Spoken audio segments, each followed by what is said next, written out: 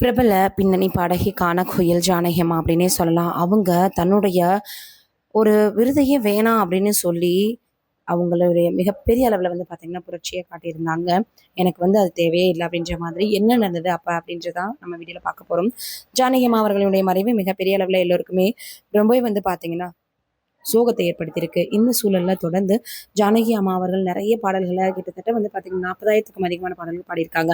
இளையராஜா அவர்கள் தான் ஜானகி அம்மா அவர்களோட இணைந்து நிறைய பாடல்கள பண்ணியிருக்காரு அப்படின்றது நம்ம எல்லோருக்குமே தெரியும். அன்னக்கிளி படத்துல வந்து பார்த்தீங்கன்னா, ஒரு மிகப்பெரிய அளவிலான பாடல்கள 2 பேரும் சேர்ந்து பண்ணியிருப்பாங்க.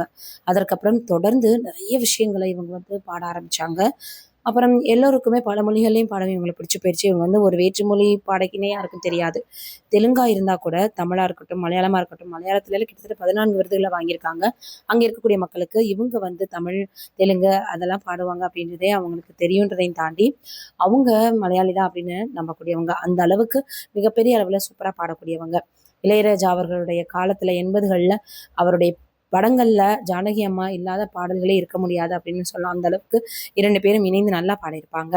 அந்த நேரத்துல தான் இவங்களுக்கு வந்து பார்த்தீங்கன்னா, கிட்டத்தட்ட 2000க்கு மேல 2010க்கு மேல இவங்களுக்கு வந்து விருது குடுக்கலாம் அப்படின்னு சொல்லி நினைக்கும் பொழுது, எனக்கு வேண்டவே வேண்டாம். 60 காலமா ஆண்டு காலமா இங்க இருக்கேன். ஆனா எனக்கு இப்ப கிடைக்கிறது எனக்கு தேவையில்ல அப்படின்ற மாரி அவங்க வேணாம் அப்படின்னு சொல்லிட்டாங்க. அது மிகப்பெரிய அளவுல எல்லோருக்குமே ஒரு கம்பீரமா தான் பார்த்தாங்க. தொடர்ந்து இவங்க சிறு வயதிலேருந்தே பாட ஆரம்பிச்சாங்க. 9 வயது வரைக்கும் தான் முறையா கத்துட்ருக்காங்க. அதுக்கப்புறம் அவங்க நெறைய விஷயங்கள தொடர்ந்து வந்து பார்த்தீங்கன்னா, சொல்லி வந்துட்டுருந்தாங்க. இப்படி இருக்கிற நிலை இப்ப என்ன ஆயிருக்கு அப்படின்னு பார்க்கும்பொழுது, அவங்களுடைய மறைவு ரொம்பவே சோகத்தை ஏற்படுத்தியிருக்கு. மைசூர்ல இருக்கக்கூடிய மருத்துவமனையில அனுமதிச்சிருக்காங்க. சிகிச்சை பலன் இல்லாம அவங்க 7 மணி நேர போராட்டத்துக்கு அப்புறமாக காலமாயிருக்காங்க. அப்போலோ மருத்துவமனையில அனுமதிக்கப்பட்டிருந்தவங்க திடீரென இப்படி இவங்களுக்கு ஆயிடுச்சு அப்படின்னு தெரிஞ்சதுமே, ரசிகர்கள் எல்லோருமே மிகப்பெரிய அளவுல தங்களுடைய இரங்கல தெரிவிச்சு வந்துட்டு இருக்காங்க. எல்லாருமே நேர போய் பார்க்க ஆரம்பிச்சுட்டாங்க. தமிழ்நாட்டுல இருந்தா இது வேற மாரி இருந்திருக்கும் அப்படின்னு கூட ரசிகர்கள் சிலர் பதிவு பண்ண ஆரம்பிச்சிருந்தாங்க. சுஜாதா மோகன் கூட அவங்கள பற்றி நிறைய விஷயங்கள ஷேர் பண்ணியிருந்தாங்க. அதேபோல அவங்களுடைய மருமகள் உமாவும் நிறைய விஷயங்கள சொல்லியிருந்தாங்க. இவங்க எல்லாரும் சொல்றதுன்னு தெரிஞ்சுக்கக்கூடிய ஒரே ஒரு விஷயம், நம்ம அவங்கள பார்த்து கத்துக்கக்கூடியது என்ன அப்படின்னு பார்க்கும் பொழுது, நிச்சயமாக அவங்களுடைய ஹம்பிள்னஸ நம்ம கத்துக்கணும். அந்த அளவுக்கு ரசிகர்களையே அவங்க தான் சொந்தம்னு நம்பக்கூடியவங்க. அதேபோல அவங்க வந்து யார் வந்தாலும் சாப்பிடாம அனுப்பவே மாட்டாங்க அப்படின்னு பல விஷயங்கள் தொடர்ந்து நம்ம பார்த்து வந்துகிட்டே இருந்தோம். உண்மையிலேயே நல்ல மனிதர் பாக்யராஜ் அவர்கள், பாரதி ராஜா அப்படின்னு அடுத்து இவங்களையும் நம்ம இழந்திருக்கிறோன்றது மிகப்பெரிய அளவில் எல்லோருக்குமே சோகத்தை ஏற்படுத்தியிருக்கு.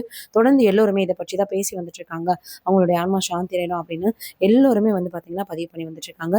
இந்த சூழல்ல இப்போ என்ன இருக்கு அப்படின்னு பார்க்கும்பொழுது நிறைய விஷயங்கள் தொடர்ந்து சமூக வலைதளங்கள்ல வைரலா பரவி வந்துட்டு இருக்கு. இந்த சூழல்ல அவங்க தனக்கு கொடுத்த விருதையே வேணான்னு சொல்லிட்டாங்க அப்படின்ற ஒரு விஷயம் சமூக வலைதளங்கள்ல ரொம்பவே வைரலா பரவி வந்துட்டு இருக்கு. நம்மளுடைய சார்பாக அவங்களுடைய ஆன்மா சாந்தி அடையணும் அப்படின்னு கடவுளை வேண்டிக்கலாம்.